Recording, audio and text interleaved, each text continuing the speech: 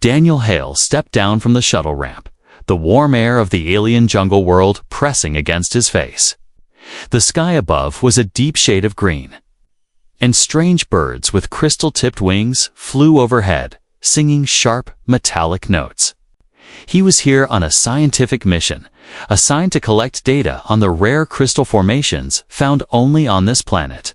For months, his research team back on Earth had talked about the Avrian crystal stones that stored energy for centuries. He was excited, focused, and ready to begin his work. He carried his scanning equipment through the thick jungle path, his boots crunching on crystal fragments embedded in the ground. Vines glowed faintly with blue light, leading him toward small cliff where the largest crystal cluster was supposed to be. Daniel checked his translator device, making sure it was working in case he met locals. The Avrian people were known to be intelligent and proud, with a culture rich in tradition. He hoped to trade a few simple goods for permission to collect samples. When he reached the cliff, he saw movement in the trees. A tall figure stepped into the lights, slender but strong. With shimmering silver skin and hair that flowed like molten gold, her eyes were large and the color of polished jade. Studying him with a mixture of curiosity and caution, Daniel straightened and offered a friendly smile. "Hello, I'm a scientist." "From Earth," he said slowly, hoping the translator would make it clear.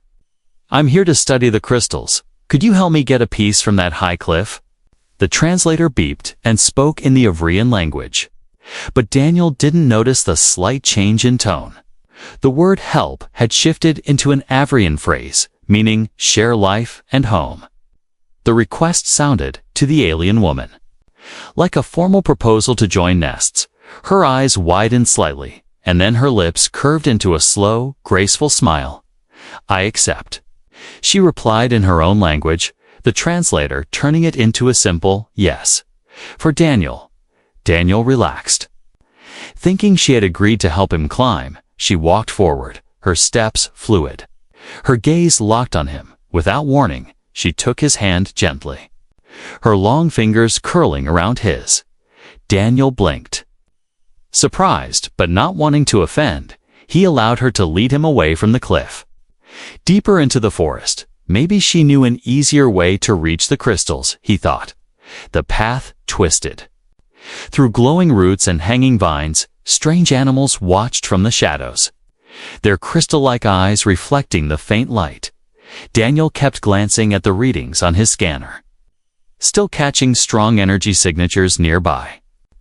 The woman, who still hadn't given her name, moved confidently, as if the forest itself made way for her. They soon reached a tall, woven structure built high between several massive crystal trees. It shimmered faintly, the light of the embedded stones pulsing like a heartbeat. She gestured for him to climb the narrow crystal ladder. Daniel hesitated but followed, stepping carefully until they reached a wide platform, her home. It was warm, lined with soft, iridescent fabrics and filled with a scent of sweet flowers. Strange objects, half art, half tools, were arranged neatly along the walls. The crystals here were unlike anything Daniel had seen before. Humming with energy, he wanted to scan them immediately. But the woman stood between him and his work, her expression unreadable. She pointed to a cushioned seat and said something softly. The translator spoke. "Sit, future one." Though Daniel didn't quite notice the odd choice of words, she moved to a small alcove and returned with a plate of glowing fruit, offering it with both hands. Daniel took one bite and was surprised at the burst of sweet, cool flavor. The woman smiled again, her eyes softer now. "I am Lyra," she said, placing a hand over her chest. Daniel repeated her name politely, introducing himself in return, as they spoke in short, careful sentences. Daniel noticed Lyra watching him closely. Not like a stranger meeting a traveler, but like someone studying the person they had chosen. Every time he mentioned his work, she nodded, as if agreeing to something deeper. When he mentioned staying a few weeks, her expression brightened in a way that made him slightly uneasy. The translator continued its quiet work, but neither of them realized the misunderstandings piling up between them. As the light outside began to fade, Lyra stood and moved to the entrance of the nest. She slid a crystalline lock into place. The sound sharp in the still air. Daniel raised an eyebrow, wondering if this was to keep out jungle predators. Lyra turned back to him, stepping close until he could see the faint patterns etched into her silver skin. "You are safe here," she said softly. Her fingers brushed his wrist, tracing a slow, deliberate line. "You are mine now, human." Daniel's breath caught. He opened his mouth to correct her, but she pressed a finger to his lips. Somewhere outside, the jungle called out with strange night sounds. The nest seemed to close in around him, its glowing crystals casting shifting shadows across the walls. He realized he had no idea what he had just agreed to, and for the first time since landing on this planet, he wasn't sure if he was still in control of his mission. Daniel woke to the soft hum of crystals. The walls of the nest glowed with a gentle blue light, sending faint warmth through the air. For a moment, he forgot where he was until he noticed the strange fabrics wrapped around him like a cocoon. He sat up quickly, scanning the room. Lyra was gone, but the scent of sweet fruit lingered in the air. The nest was bigger than it had seemed last night. It had several small chambers linked by curved crystal archways, each decorated with shining stones and woven patterns. Daniel's eyes caught on the way the crystals pulsed, most like they were alive. He reached for his scanner, eager to collect readings, but a sudden noise made him freeze. At the nest's entrance stood another Avrian woman, taller than Lyra, and dressed in flowing green cloth. Her skin was a deep bronze silver, and her eyes were sharp but curious. She looked at Daniel, tilted her head, and said something the translator interpreted as, "Future made awake." Daniel blinked. "I think you're mistaken, I'm not," he began. But she simply smiled, as if amused, and stepped aside to let Lyra enter. Lyra carried a basket filled with strange fruit, meat strips, and a jug of glowing liquid. "You must eat," she said firmly, placing the basket in front of him. Daniel hesitated. "I appreciate it, but I really need to get to the cliff to study the crystals." Lyra frowned slightly, but her voice remained calm. "The crystals will wait. My human will not grow strong without food." As Daniel ate, trying to hide his confusion, Lyra sat beside him, her tail-like hair ornaments swaying. She seemed in no hurry, as if time itself moved differently here. Daniel tried asking about the crystals embedded in the walls. "They are part of the nest," Lyra said, running her fingers over one of the glowing surfaces. "They remember the touch of those who live here." The more she spoke, the more Daniel realized how important these stones were to the Avrian. They weren't just resources, they were tied to family, memory, and even love. He wondered if breaking off a piece for study would be seen as theft or something worse. He needed her trust before attempting it. After breakfast, Lyra gave him a thin bracelet made of crystal strands. "This will mark you," she said, fastening it around his wrist. The crystal warmed instantly, its light matching the rhythm of his heartbeat. "What does it mark me for?" Daniel asked cautiously. The translator answered for her. "You cannot leave until the joining is complete." Daniel's stomach tightened. He set his plate aside and stood. "Lyra, I think there's a misunderstanding." She tilted her head, her golden hair catching the light. "I understand," she said simply. "You wish to prove yourself worthy, and you will." She guided him toward the entrance, and Daniel thought for a moment she was letting him leave. Instead, they stepped onto a narrow walkway stretching between crystal trees. Other nests hung in the air, connected by shimmering bridges. Avrian villagers stopped to watch them, whispering in their own tongue. Some smiled warmly, others gave Daniel assessing, almost challenging looks. Lyra led him to a gathering platform where a large carved crystal stood in the center. A deep-voiced elder approached, carrying a staff tipped with a glowing shard. This is the human. The elder asked, his eyes scanning Daniel from head to toe. Yes, Lyra answered with pride. He came to me, and I accepted. Daniel tried to explain he was here for research, but the elder nodded as if hearing a vow. Then he will face the trials, the elder said, striking his staff against the platform. A ripple of energy ran through the crystals, making Daniel's hair rise. What trials? Daniel asked. 3. The elder replied, to show your strength, your heart, and your bond. The crowd murmured with excitement. Daniel's mind raced. Was there any way to refuse without offending them? He still needed access to the crystals, and clearly, these trials might get him closer. For now, he decided to play along as they walked back to the nest. Lyra's hand rested lightly on his arm. You will do well, she said softly. You already have the spirit of a mate. Daniel forced a smile, unsure if he should be flattered or worried inside the nest. Lyra began preparing supplies for the first trial. She laid out climbing ropes woven from glowing vines, small tools, and a belt of crystal hooks. The first test will be tomorrow, she told him. We climbed the cliff to take the highest shard. Daniel's heart skipped. This was the same cliff he had wanted to reach on his first day. Perhaps he could gather his samples while completing this trial.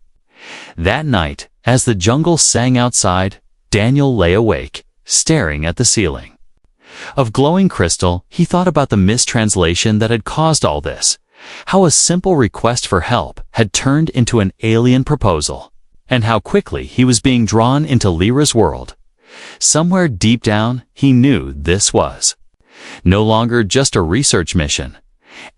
Morning light filtered through the crystal walls of the nest, turning everything into shades of blue and gold. Daniel opened his eyes slowly, feeling the warmth of the sun on his face. Lyra was already awake. Kneeling by a low table and arranging supplies, she moved with quiet focus, her long hair swaying. As she placed each item in order, climbing ropes, crystal hooks, and a pouch of strange powder. You must be ready, she said without looking up. Daniel sat up, rubbing the sleep from his eyes. Ready for what? The first trial, she answered, her voice calm but firm.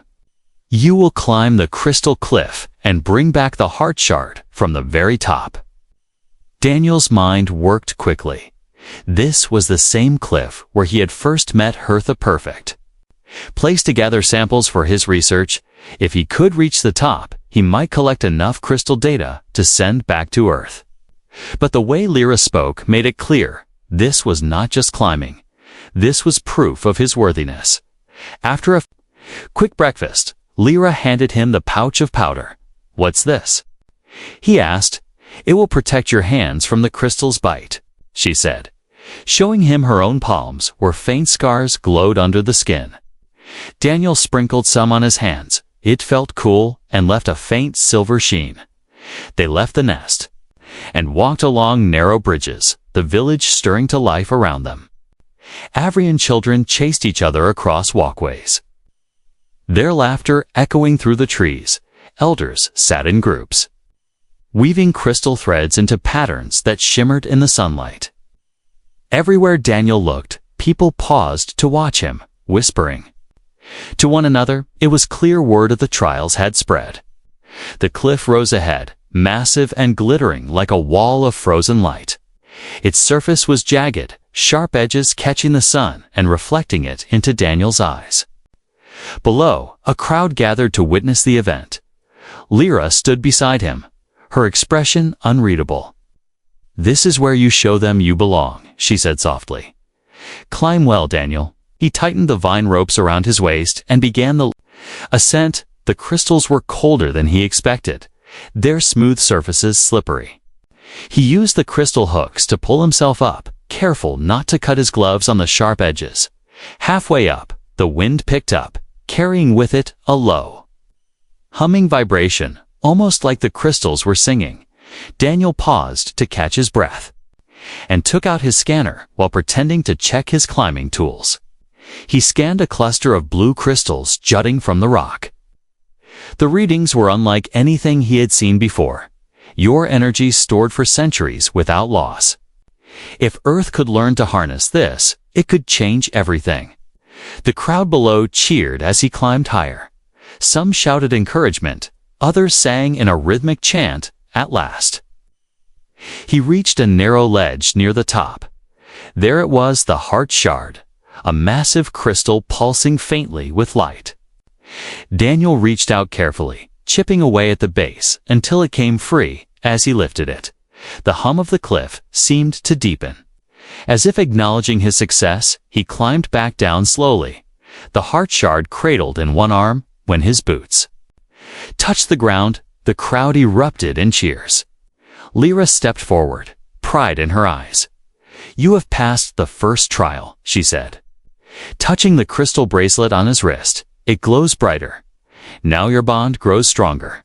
Daniel smiled weakly, hiding his inner conflict. He had the sample readings he needed, but he was also now deeper in this strange engagement than ever. Before he could speak, the elder approached, leaning on his staff. "Tomorrow will be the second trial," the elder said. The hunt Daniel's heart sank. He wasn't a hunter, and the word itself sounded dangerous. The crowd slowly dispersed.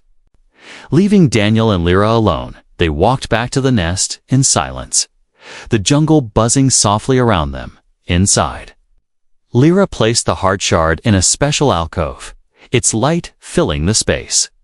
"You did well," she said, her voice warm. "My clan sees now why I chose you." Daniel wanted to correct her, to explain the misunderstanding from the first day. But something stopped him. Maybe it was the way her voice softened when she spoke to him, or the way she looked at him as if she truly believed they were meant to be. He sighed quietly, knowing that telling her now might ruin the fragile trust he was building. That night, as he lay in the nest, the heart shard's glow reflected in his eyes. He couldn't stop thinking about the upcoming hunt. What kind of creature would they make him face? And more importantly, could he survive it without destroying the bond he was accidentally forming with Lyra? The morning air was thick with mist. Daniel stood on the nest's balcony. Staring at the jungle far below, he could hear deep, echoing roars in the distance, each one making his stomach tighten. Lyra stepped up beside him, carrying a long spear tipped with crystal. "The Sharlak hunts at dawn," she said, handing him the weapon. "Today, you hunt it back." Daniel glanced at the spear, then at her calm, determined face. "I'm not exactly a hunter," he admitted. "You will be today." She replied without hesitation. Her golden hair shimmered in the pale light, and her eyes seemed to search his soul. "You survived the climb. Now you must prove you can protect the nest." They descended the crystal ladders into the forest, the damp air clinging to Daniel's skin. The village gathered at the edge of the trees. Watching in silence, the elder stood there, leaning on his staff. "The Sharlak has taken 3 young ones this season," the elder said. "Bring it down, and your place in our clan will be unquestioned." Daniel nodded slowly, gripping the spear tighter. He didn't want to kill anything if he could help it, but he also couldn't appear weak. Lyra led the way into the jungle, moving like a shadow among the glowing vines. Her steps were silent, her senses sharp. Daniel followed carefully, scanning the area with his wrist device whenever she wasn't looking. The deeper they went, the darker it became. Strange, luminous insects floated in the air, their wings leaving trails of green light. The ground was soft with moss, but every so often Daniel's boots crunched on shards of crystal. Lyra stopped suddenly, crouching low. She pointed toward a broken tree trunk's surface slashed with deep claw marks. "The Sharlak is close," she whispered. A low growl rumbled through the air. From the shadows emerged a massive creature, part reptile, with dark scales that shimmered like black glass. Its eyes glowed red, locking onto Daniel instantly. It moved low, circling them slowly, its long tail cutting through the undergrowth. "Do not show fear," Lyra said, her voice steady. Daniel swallowed hard. Raising the spear, the Sherlock lunged forward. But Daniel sidestepped at the last second. The tip of his spear grazing its side, it snarled, spinning to face him again. Daniel's heart pounded. Every instinct told him to run. But he held his ground. The creature charged again, but this time Daniel ducked under its leap. In that moment, he spotted a faint injury on its hind leg, an old wound. Maybe slowing it down. An idea formed quickly. Instead of striking to kill, Daniel used the spear to trip the beast, sending it crashing into a cluster of crystal roots. The roots flared with blue light, startling the Sherlock enough to make it retreat several steps. Lyra's eyes widened. "You are not going to finish it." Daniel shook his head, breathing hard. "It's not attacking because it's evil, it's hungry." He reached into his pack and tossed out a small ration cube from his emergency supplies. The Sherlock sniffed it, then cautiously took the food. After a tense moment, it backed away into the forest, disappearing into the mist. Silence fell between them for a few seconds. Then Lyra spoke, her tone softer than he had ever heard. "You spared it," she said. "No one here would have done that." Daniel shrugged slightly. "Strength isn't just about killing. It's about knowing when not to." They made their way back to the village. When they emerged from the trees, the crowd looked confused at the lack of a trophy, but Lyra stepped forward, raising her voice. He faced the Sherlock and let it live because he saw its truth. She declared there was murmuring among the villagers, some doubtful, others nodding slowly. The elder studied Daniel for a long moment before speaking. "Mercy is rare," the elder said. "It may be more dangerous than any weapon, but it is also more powerful." That night, the village held a small feast in his honor. It wasn't the grand celebration he had seen after the first trial, but it was warm, filled with music and laughter. Lyra sat close beside him, her hand resting lightly on his arm. "You have passed the second trial," she said with quiet pride. "Only one remains." Daniel forced a small smile, but his mind was already racing. What could the final trial be? Later, as the nest grew quiet, Daniel looked out over the glowing jungle. 2 trials down, 1 to go. And still no way to clear up the misunderstanding without breaking the fragile bond he had built. But a part of him wondered, was it really a misunderstanding anymore? Or was he starting to feel something he didn't plan for? The morning felt different. The jungle's usual song seemed quieter, and the light filtering through the crystal walls was softer, almost hesitant. Daniel sat on the edge of the nest's balcony, watching the mist drift between the trees. Lyra approached, carrying no weapons, no climbing ropes, no hunting tools. Instead, she held only a small bowl filled with clear, shimmering liquid. "Today is the last trial," she said quietly, sitting beside him. Daniel glanced at the bowl, then at her calm but unreadable face. "What do I have to do this time?" he asked cautiously. Her eyes met his, and he saw a flicker of something deeper, something vulnerable. "The final trial is the heart exchange," she said. "We share our deepest truth, and only then is the bond sealed." Daniel froze. This wasn't a test of strength or skill, it was a test of honesty. And the truth, in his case, could destroy everything. If he told her the misunderstanding from the first day, she might feel humiliated. But if he didn't, he would be stepping even deeper into a life he hadn't chosen. What happens if someone refuses? Daniel asked. Lyra's gaze lowered for a moment. Then the bond is broken, and the one who refused must leave the clan forever. Her fingers tightened around the bowl.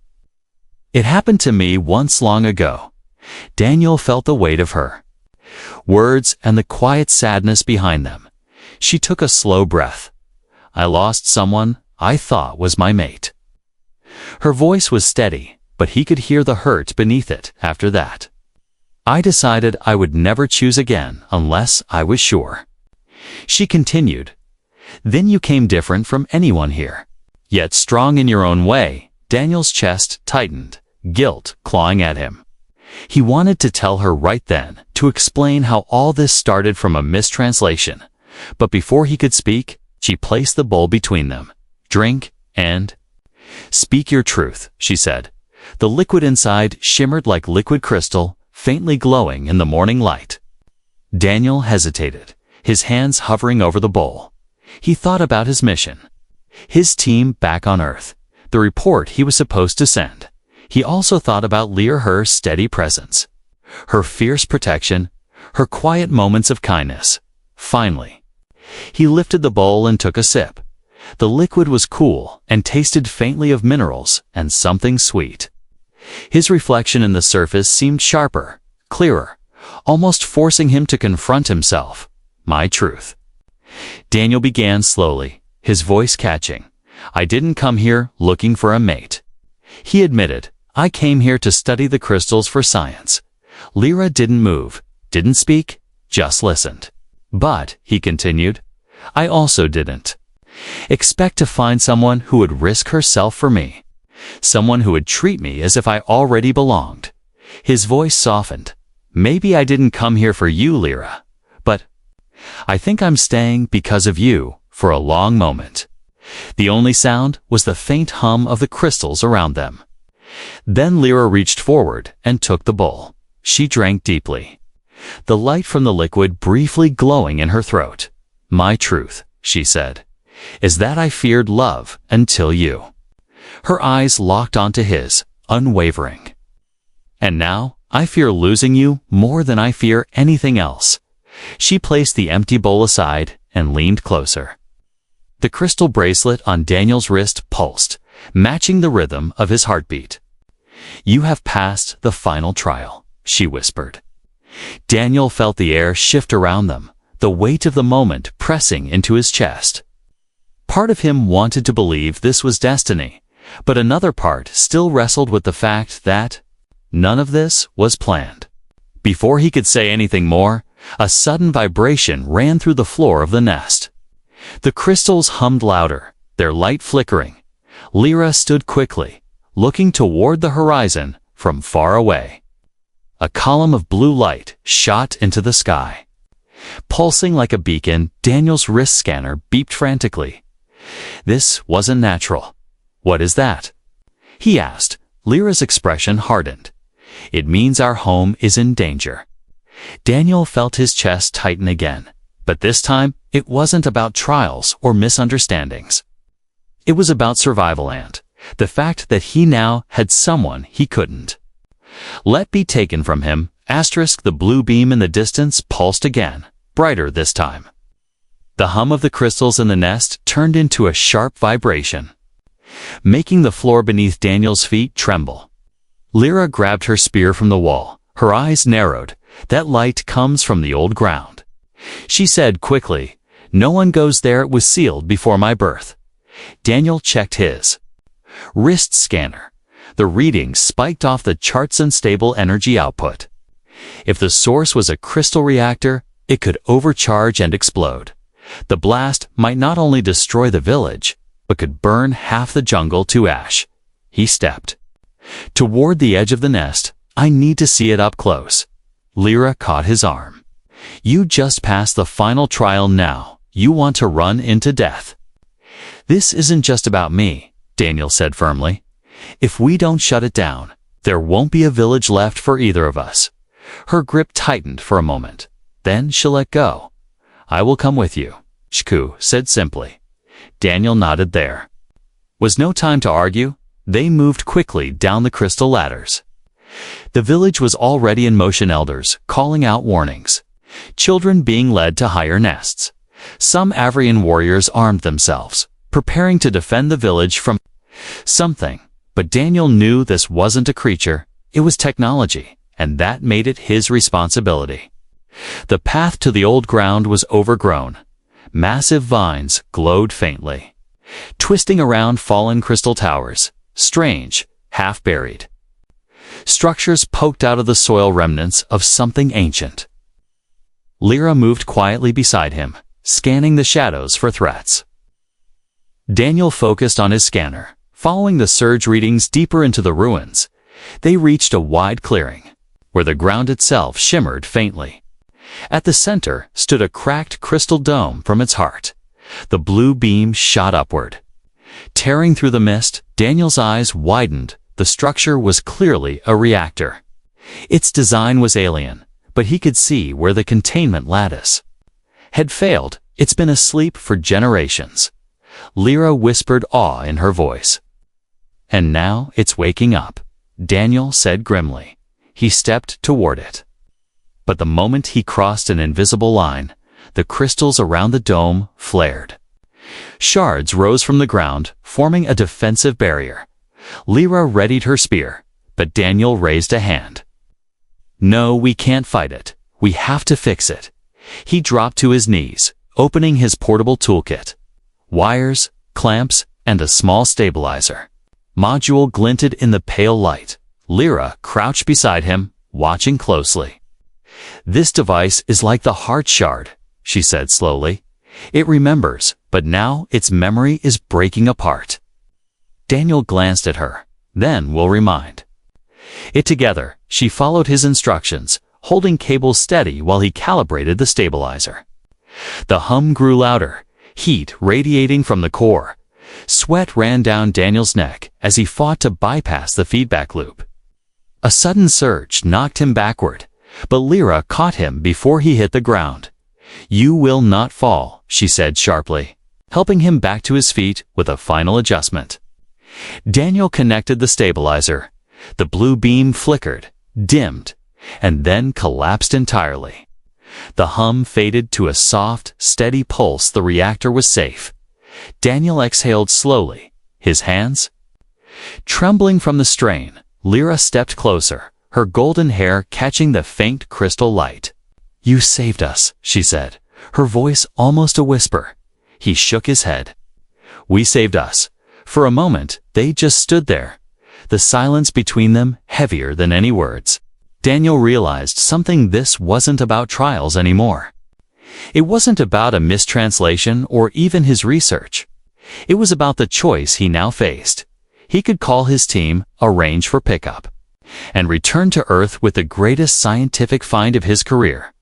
Or he could stay here, in this village, suspended in glowing crystal trees, with a woman who had risked her life beside him. Lyra must have seen the conflict in his eyes. If you choose to leave, she said softly, I will not stop you. Her voice faltered just slightly. But know that my nest will be empty without you. Daniel swallowed hard, looking around at the ancient ruins. The glowing jungle and the faint pulse of the reactor, everything here was unknown, dangerous, and unpredictable. And yet, it felt more like home than anywhere he had been in years. He didn't answer her, not yet. The choice would have to be made soon, and once made, there would be no turning back. Far above them, a shadow passed across the sun. Daniel looked up. His eyes narrowing. An unfamiliar ship was descending through the clouds. Its dark shape cut across the green sky, engines rumbling low. Whatever was coming next would force his decision. The ship descended slowly, its dark hull gleaming against the green sky. Daniel and Lyra stood frozen among the ancient ruins, the faint hum of the stabilized reactor echoing in the background. The vessel was not average. Its sharp, angular design and matte black plating screamed human engineering. Daniel's chest tightened. It was one of Earth's science frigates, here to investigate the same crystals he had been sent to study. The ship landed in the clearing beyond the dome, kicking up a swirl of dust and crystal shards. The ramp hissed open, and a small team in silver research suits stepped out. At the front was Dr. Keller, Daniel's mission lead. She pulled off her helmet, her sharp eyes scanning the area before locking onto him. Daniel Hale, she called. We've been tracking your signal for weeks. What happened to your report? Daniel stepped forward, but Lyra's hand caught his wrist. Her grip was firm, but her voice was low. Is this where you leave? He looked at her, at the golden strands of her hair. the determined set of her jaw. He had thought about this moment many times, how he would return to Earth with data and samples. But now, the idea of walking away from her, from this place, felt like tearing out a piece of himself. Dr. Keller approached, her gaze flicking to Lyra with guarded curiosity. "Is this one of the locals?" She asked. "She's not just a local," Daniel said, his voice sharper than he intended. "She's the reason I'm alive and the reason this reactor didn't wipe the whole region off the map." Keller's expression softened slightly, but her tone stayed professional. "Daniel, our orders are to secure these crystals before anyone else gets them." He shook his head. "They're not just resources, they're part of their lives, their homes." Behind him, Lyra stood tall, her spear in hand, watching the strangers with wary eyes. One of the other scientists began scanning the reactor with a portable device. Lyra moved protectively in front of it, her voice cold. "This is ours." Daniel stepped between them. "She's right if we take this from them. It's not science. It's theft." There was a long silence, broken only by the wind moving through the trees. Keller studied him. Then the glowing village visible through the jungle. Finally, she sighed. "You're really not coming back with us, are you?" Daniel's answer came without hesitation. No. Keller looked like she wanted to argue, but instead she reached into her pack and pulled out a small unit. "Fine," she said, handing it to him. "If you ever change your mind, signal. US will be listening." Daniel took it. Feeling the weight of the choice settle into him, the science team returned to the ship, their equipment folding away in silence. A moment later, the frigate's engines roared, lifting it back into the clouds. When the sound faded, the jungle seemed to breathe again. Lyra turned to him, her eyes searching his face. "You stayed." Daniel smiled faintly. "Yeah, I stayed." She stepped closer, resting her forehead gently against his.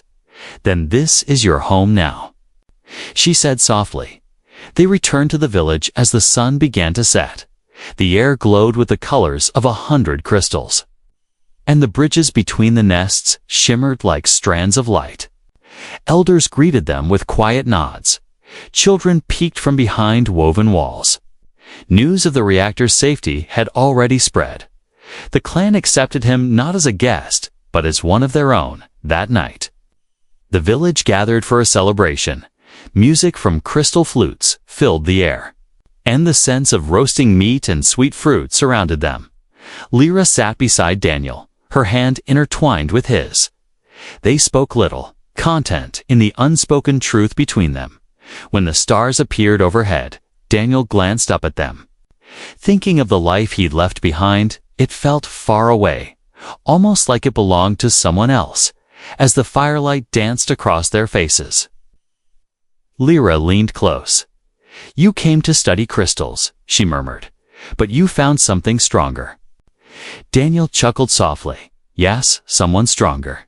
She smiled, and in her eyes he saw no misunderstanding anymore, only certainty, far off in the distance. A faint flicker of light glimmered on the horizon. Daniel knew the galaxy would keep moving. Wars would be fought, discoveries made. But here, in this glowing village high among the crystal trees, he had made his choice. He wasn't just passing through anymore. He was home.